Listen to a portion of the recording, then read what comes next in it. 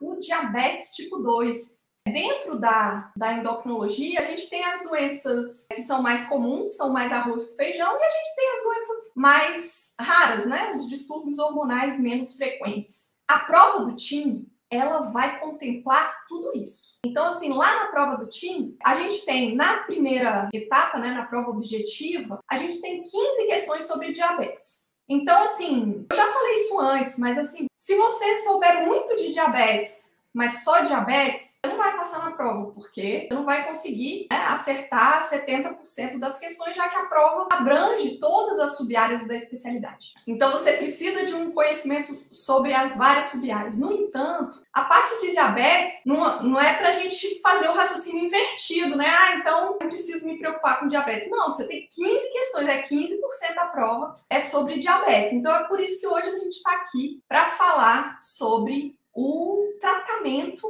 né, do diabetes tipo 2, que é a forma mais frequente de diabetes, né? Vai responder por 85% a 90% dos casos de diabetes mellitus. Vamos construir aqui o nosso raciocínio. A gente tem, então, uma paciente, sexo feminino, ela tem 58 anos e tem um diagnóstico recente de diabetes tipo 2.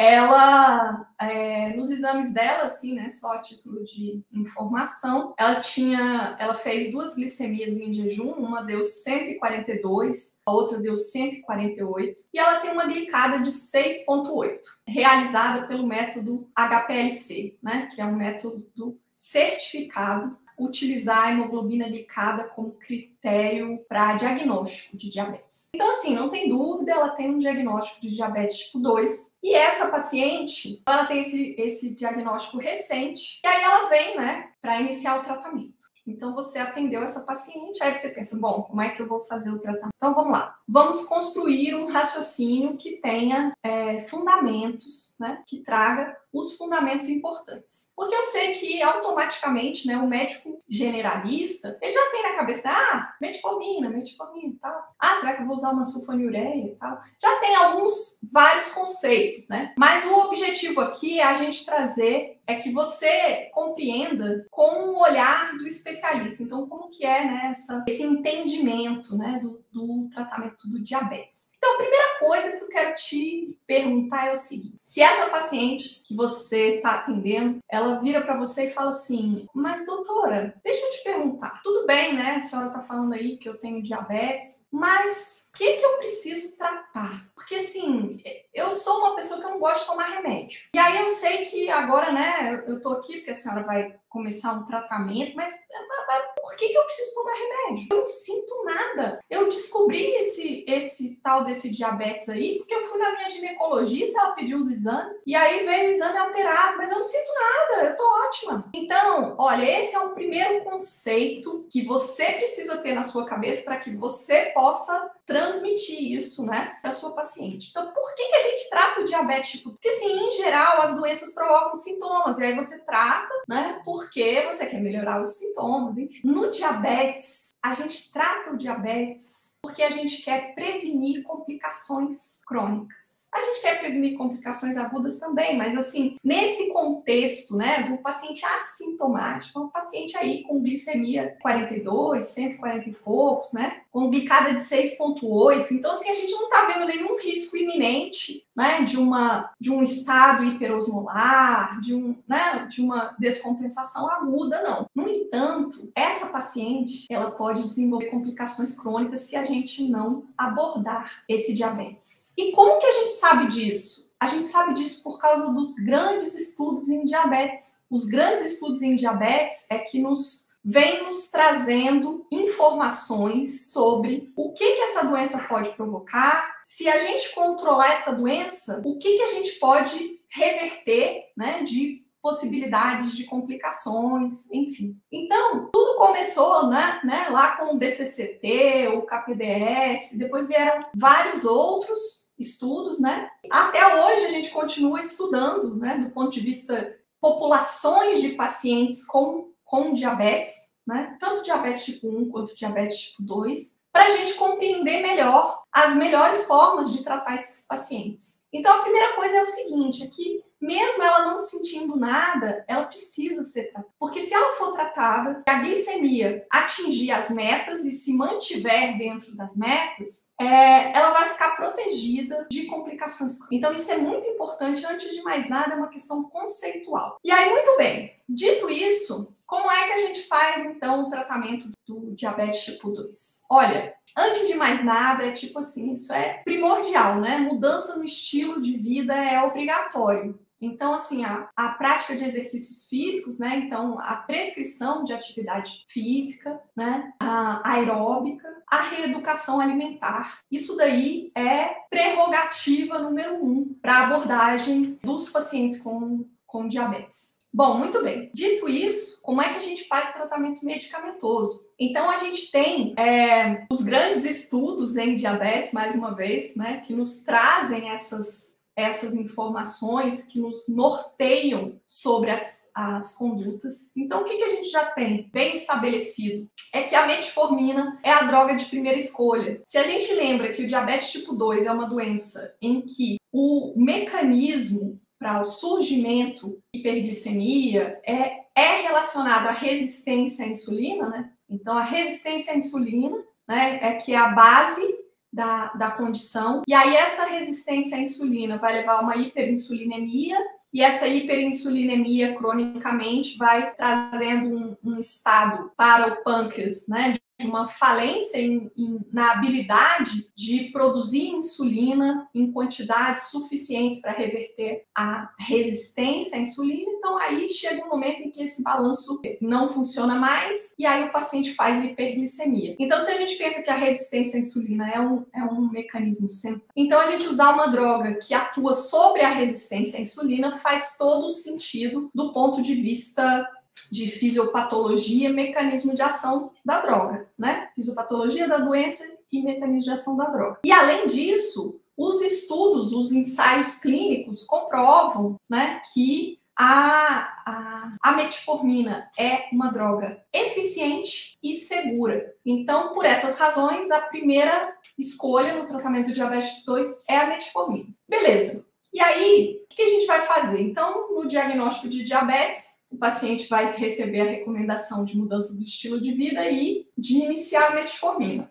E aí, como que a gente vai fazer isso? Falar, então tá bom, então eu tô receitando aqui para a senhora, né, a metformina, e por quanto tempo eu vou aguardar para que eu possa verificar se essa metformina foi suficiente ou não, né? Então, a gente vai iniciar a metformina, em geral, com um mês a gente já pode reavaliar o paciente, a gente pode ver se há necessidade de aumentar a dose, a metformina a gente vai iniciar com uma dose menor e aí vai aumentando, né? E daí, se o paciente fica bem compensado com a metformina, atinge as metas glicêmicas, a gente vai ter um prazo de 3 meses, né, para essa avaliação. Mas se depois de 3 meses, com mudança no estilo de vida, metformina em dose plena, o paciente mantém as glicemias acima da meta, aí a gente vai adicionar uma segunda droga. E aí uma segunda droga pode ser uma sulfonilureia, uma glitazona, a carbose, inibidor de DPP-4, análogo do GLP-1 ou inibidor de SGLT2. E daí, como que você vai escolher, né, essa segunda droga? Bom, aí é uma individualização, né? Então, a gente vai levar em conta características clínicas do paciente, as preferências dele, se o paciente tem ou não tem doença cardiovascular aterosclerótica, ou se é um paciente de alto risco, né, para doença cardiovascular.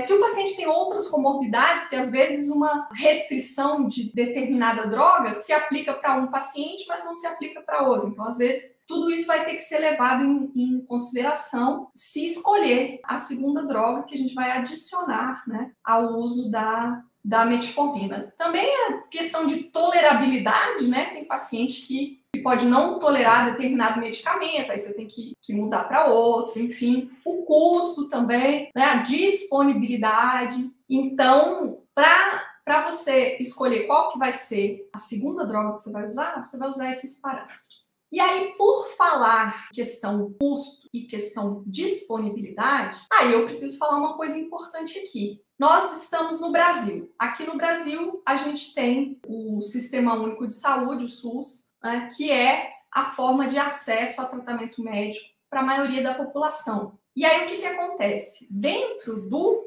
SUS, né, através do Ministério da Saúde, a gente tem medicamentos que são fornecidos, né, para o tratamento do diabetes. Então, isso significa que a gente tem aqui no Brasil 2 cenários possíveis. Um é o cenário do paciente, clínica privada, né? Vou falar em linhas gerais, assim, né? O paciente da clínica privada, que é aquele que vai comprar os seus medicamentos, né? E que tem condições de adquirir os medicamentos. Para esse paciente, a gente tem todo o rol, né, de possibilidades de medicamentos para tratar o diabetes tipo 2. E cada um desses medicamentos tem um mecanismo de ação, né, específico e vai agir em um alvo terapêutico diferente. Isso é muito bacana, né? Porque, assim, a gente pode... no tratamento do diabetes, a gente vai fazer esse raciocínio. Eu vou começar com a metformina, que atua sobre a resistência à insulina. Não, isso aqui não foi suficiente, eu posso adicionar drogas, e o meu raciocínio vai ser esse, de ir adicionando drogas, que tenham mecanismos de ação diferentes, mas que vão confluir no controle glicêmico, né? Então, por exemplo, aí eu posso pensar em um inibidor de DPP-4, ou eu posso pensar em um inibidor de SGLT2, ou eu posso pensar numa acarbose, enfim, cada um, né, que age em um alvo diferente, contribuindo para o controle glicêmico. E daí, o que acontece? Quando a gente adiciona uma segunda droga, olha só, essa informação é muito importante, né? Adiciona uma segunda droga, a gente vai ter um incremento, né? Redução da hemoglobina glicada, que vai ser de cerca de 0,7 a 1,5% na hemoglobina glicada. Ou seja, o paciente está usando metformina em dose máxima, dose plena, e está com a glicada de 8, por exemplo. Então, assim, se eu adicionar uma segunda droga, é possível que eu consiga levar essa hemoglobina glicada para dentro da meta, por exemplo, a meta de 7. Então, e aí o que acontece? No cenário em que a gente tem todas as drogas como possibilidade, a gente vai ter mais liberdade em escolher qual a segunda droga, né? Individualizando para aquele paciente, tal droga não é interessante por causa de um efeito colateral que esse paciente está mais propenso. Aquela dali é mais interessante, enfim. E a gente vai poder ter essa liberdade de escolha.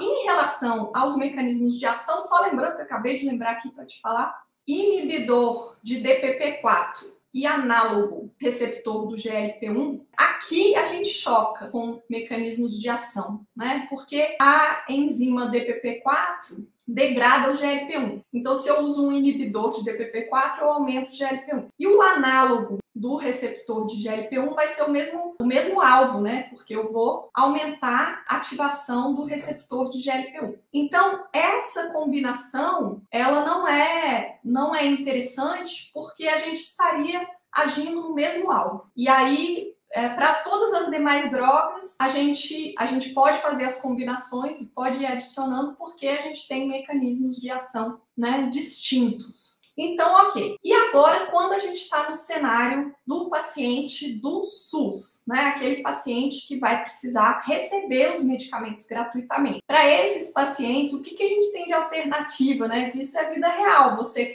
que está atendendo, né? Que trabalha aqui no Brasil, que atende pacientes diabetes tipo 2, no Sistema Único de Saúde, o que o SUS pode oferecer para esse paciente. Então, quais vão ser as suas opções, as suas alternativas para tratar o diabetes tipo 2. Daí a gente vai ter a metformina disponível, a gente vai ter sulfonilureia, e aí vai depender, né, de qual estado do Brasil que a gente está, porque a gente tem estados onde é disponível a gliclazida, a gente tem estados onde só é disponível a glibenclamida, e a gente tem estados onde ambas são disponíveis. Então, seria metformina, sulfonilureia, gliclazida ou glibenclamida, e as insulinas, né? Insulina NPH e insulina regular. E daí, o que acontece? No ano de 2020, o Ministério da Saúde fez uma atualização do protocolo, né, tratamento do diabetes tipo 2 dentro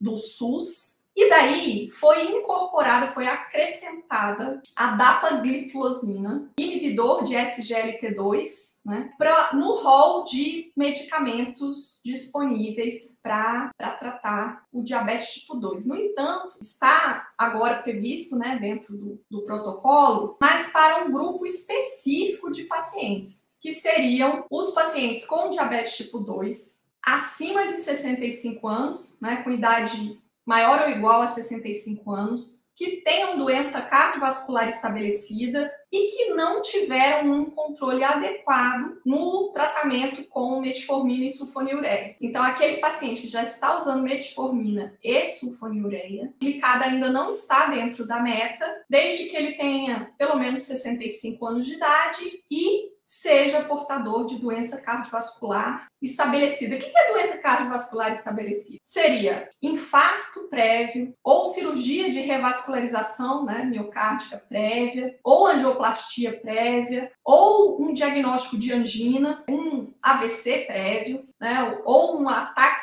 isquêmico transitório prévio, ou ainda insuficiência cardíaca com fração de ejeção abaixo de 40. Então, se o paciente preencher esses critérios, ele pode ter a adição, né, da dapagliflozina ao seu tratamento do diabetes tipo 2. Então, hoje, né, pelo SUS, o que se pode oferecer opções, né, para o tratamento seria metformina, sulfonilureia, nessas circunstâncias específicas que eu falei, a dapagliflozina. Fora isso, aí seria a insulinização, né, do paciente, se o controle glicêmico não for estabelecido. Você tendo essa visão, né, geral de como que você deve caminhar, né, ao longo do tratamento, isso te traz muito mais segurança, né? Então você já sabe, a paciente de 58 anos que chegou com um diagnóstico recente de diabetes, ela está começando a trilhar essa história. Mas se você tem essa visão, né, então você vai prescrever agora metformina e você já sabe os próximos passos. Ah, controlou bem? É assim que vai ficar. E aí, de 6 em 6 meses, você reavalia, né, os exames gerais, vê se a glicada continua na média. Em algum momento lá na frente, né, ao longo do acompanhamento, não, aí isso aqui começou a sair fora, né,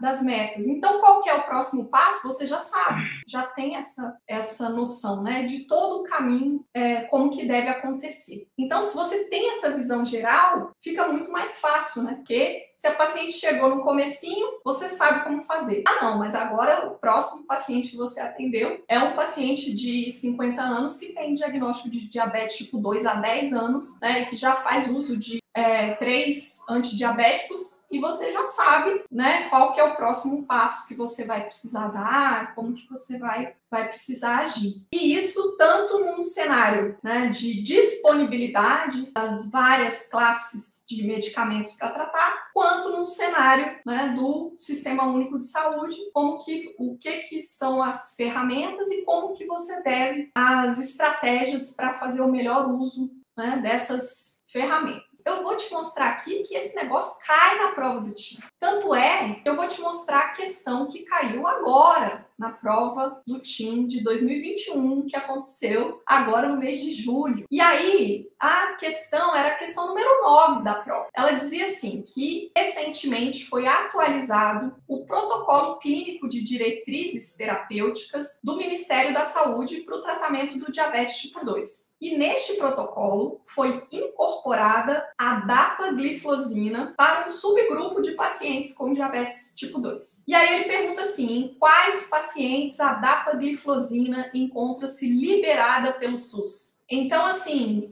a pergunta quer saber se você está atualizado, se você está sabendo quais são as ferramentas que você tem, né, para tratar o diabetes tipo 2 no contexto do Sistema Único de Saúde. A gente já falou sobre isso aqui, né? Mas a alternativa correta seria a letra D de dado, que fala assim, que pacientes com mais de 65 anos, doença cardiovascular estabelecida e falência ao tratamento com metformina e sulfonilureias, os contemplados, né? Os que teriam essa oportunidade. É exatamente isso. As outras alternativas falam em outras situações, né? Pacientes, por exemplo, a letra C fala em pacientes com insuficiência cardíaca independente da idade, A letra B fala em paciente com doença renal crônica estabelecida. E a letra A fala em pacientes diabéticos há mais de 10 anos, ou, enfim. Então, assim, que não corresponde, né, àquilo que o Ministério da Saúde colocou no seu protocolo e estabeleceu, né, desde julho de 2020. Os conhecimentos em endocrinologia, eles vão se casando o tempo inteiro entre aquilo que você precisa, né, conhecer, você atuar, né, na prática clínica, e aquilo que vai ser questionado na prova. Muitas vezes, então, assim, se a gente constrói, né, os conhecimentos a partir, né, de uma base sólida, quer dizer, você sabe muito mais do que a questão perguntou, né? A questão perguntou só sobre a dapagliflozina, mas você sabe todas as opções que o Ministério da Saúde oferece, em que circunstâncias, como que deve ser feito.